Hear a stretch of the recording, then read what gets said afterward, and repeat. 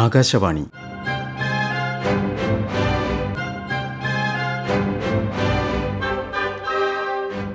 ജില്ലാ വൃത്താന്തം.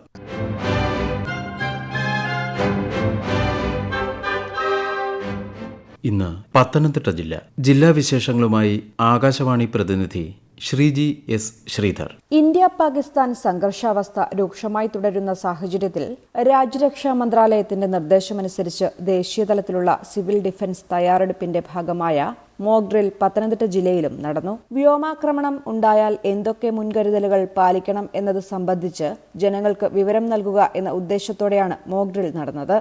ആക്രമണമുണ്ടായാൽ സ്വയം സുരക്ഷ ഉറപ്പാക്കാനുള്ള കാര്യങ്ങൾ ബോധ്യപ്പെടുത്തുകയാണ് ഇതിലൂടെ ലക്ഷ്യമിടുന്നത്. പൂർണ്ണമായും പരീക്ഷണാടിസ്ഥാനത്തിൽ നടന്ന മോക്ക് ഡ്രില്ലിന്റെ ഭാഗമായി പത്തനംതിട്ട ജില്ലാ കളക്ടറേറ്റ് ഉൾപ്പെടെ ജില്ലയിലെ 7 സ്ഥലങ്ങളിലായി സ്ഥാപിച്ചിട്ടുള്ള മുന്നറിയിപ്പ് സൈറനുകൾ ദീർഘമായി മുഴങ്ങിയപ്പോൾ വീടുകൾ, ഓഫീസുകൾ, മറ്റ് സ്ഥാപനങ്ങൾ ഉൾപ്പെടെ ലൈറ്റുകൾ ഓഫ് ചെയ്ത് യുദ്ധസമാനമായ അന്തരീക്ഷം സൃഷ്ടിച്ചാണ് മോക്ക് ഡ്രിൽ നടന്നത്.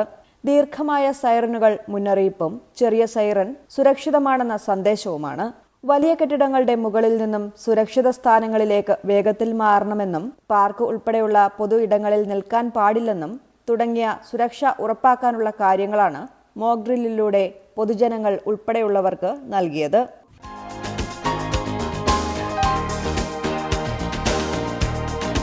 പ്രതിരോധ കുത്തിവയ്പ് എടുത്തിട്ടും പത്തനംതിട്ട നാരങ്ങാനം സ്വദേശിനി 13 വയസ്സുകാരി ഭാഗ്യലക്ഷ്മി ഉൾപ്പെടെ 3 കുട്ടികളുടെ ജീവനാണ് 2 മാസത്തിനിടെ സംസ്ഥാനത്ത് പേവിഷബാധയേറ്റ് പൊലിഞ്ഞത്. ഇതിൽ 2 കുട്ടികൾ പേവിഷബാധയ്ക്കെതിരെയുള്ള 4 ഡോസ് വാക്സിൻ പൂർത്തീകരിച്ചവരും ഒരാൾ 3 ഡോസ് വാക്സിൻ സ്വീകരിച്ചിരുന്നു എന്നതും ആകുലത വർദ്ധിപ്പിക്കുന്നുണ്ട്.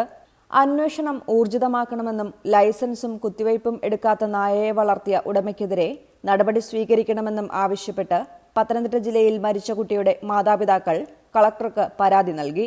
ഡിസംബർ 13 നാരങ്ങാനം മേലേറാക്കിടിയിൽ വീട്ടിൽ ബിനോജി, ശില്പ ദമ്പതികളുടെ മകൾ ഭാഗ്യലക്ഷ്മി സ്കൂൾ ബസ് കാത്തുനിൽക്കുമ്പോഴാണ് അയൽവീട്ടിലെ വളർത്തുനായ കടിച്ചത്. 3 മാസത്തിനു ശേഷം കുട്ടി പേവിഷബാധയുടെ ലക്ഷണങ്ങൾ കാണിച്ചതിനെ തുടർന്ന് കൊച്ചിയിലെ സ്വകാര്യ ആശുപത്രിയിൽ ചികിത്സയിലിരിക്കെ ഏപ്രിൽ 9 മരിച്ചു. കടിച്ച നായ ദിവസങ്ങൾക്കകം ചത്തതോടെ കുട്ടിയുടെ ബന്ധുക്കളുടെ ആവശ്യപ്രകാരം പോസ്റ്റ്മോർട്ടം നടത്തിയിരുന്നു. പോസ്റ്റ്മോർട്ടം റിപ്പോർട്ട് ഉൾപ്പെടെ കൃത്യസമയത്ത് തങ്ങൾക്ക് ലഭിച്ചില്ലെന്നും നായയ്ക്ക് പേവിഷബാധയുണ്ടെന്ന് അറിഞ്ഞിട്ടും ആരോഗ്യവകുപ്പും പഞ്ചായത്തും വേണ്ട മുൻകരുതൽ എടുത്തില്ലെന്നും അന്വേഷണം ഊർജിതമാക്കണമെന്നും ആവശ്യമുന്നയിച്ചാണ് കുടുംബം കളക്ടർക്ക് പരാതി നൽകിയത്. വാക്സിന്റെ ഗുണനിലവാരവും വാക്സിൻ നൽകുന്നതിലെ കൃത്യതയും പരിശോധിക്കേണ്ടതുണ്ടെന്ന ആവശ്യവും ശക്തമാകുന്നുണ്ട്.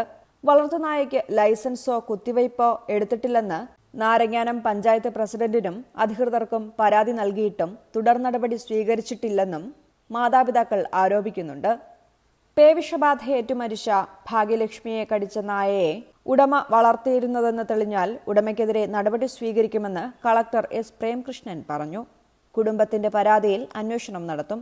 ഈ ആഴ്ച തന്നെ വിഷയത്തിൽ അടിയന്തര യോഗം ചേരുമെന്നും കൃത്യമായി പ്രതിരോധ കുത്തിവയ്പ് എടുത്തിട്ടും കുട്ടി മരിച്ചത് എന്തുകൊണ്ടാണെന്ന് അന്വേഷിച്ച് കണ്ടെത്തണം എന്നതാണ് കുടുംബത്തിന്റെ പ്രധാന ആവശ്യമെന്നും അദ്ദേഹം പറഞ്ഞു. ജില്ലാ medical officer, Naranganam panchayat secretary, മൃഗസംരക്ഷണ വകുപ്പ് തുടങ്ങിയവരിൽ നിന്നും റിപ്പോർട്ട് തേടുമെന്നും കളക്ടർ പറഞ്ഞു.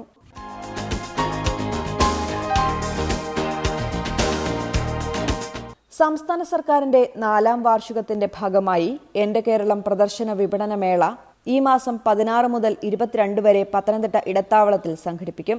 ഒരാഴ്ച നീളുന്ന പ്രദർശനത്തിൽ വിവിധ വകുപ്പുകളുടെ 188 സ്റ്റാളുകൾ ക്രമീകരിക്കും. വാണിജ്യ സ്റ്റാളുകളും കുടുംബശ്രീയുടേതുൾപ്പെടെ ഭക്ഷ്യ സ്റ്റാളുകളും ഉണ്ടാകും. സർക്കാർ സേവനങ്ങൾ, പദ്ധതികൾ തുടങ്ങിയവയെക്കുറിച്ച് ജനങ്ങളിൽ അവബോധം വളർത്തുകയാണ് ലക്ഷ്യം. ദിവസവും സാംസ്കാരിക പരിപാടികൾ, സെമിനാറുകൾ, പുസ്തക പ്രദർശന മേള തുടങ്ങിയവ മാത്രമല്ല സർക്കാർ സേവനങ്ങളും പൊതുജനങ്ങൾക്ക് ലഭ്യമാകും.